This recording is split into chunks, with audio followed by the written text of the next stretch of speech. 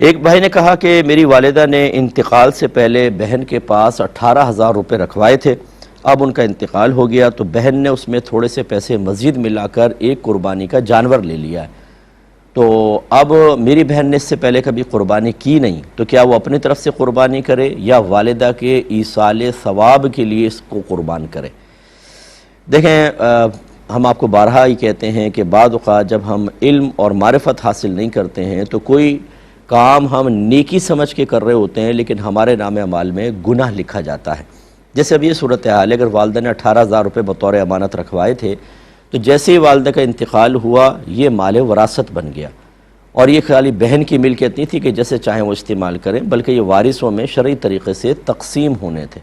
اب انہوں نے وارثوں کو محروم کر کے قربانی کا جانور، دن تو کیونکہ گزر ہی گیا ہے، پہلے کا سوال ہے، ابھی موقع ملا ہے تو میں بیان کر رہا ہوں، اور انہوں نے قربانی کا جانور کر کے تمام ورثاء کو ان کے حق سے محروم رکھا،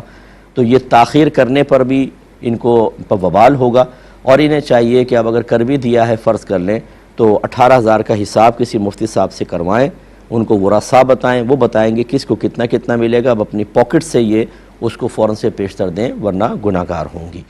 ایک کالر ہمارے ساتھ ہیں۔ السلام علیکم۔ جی وعلیکم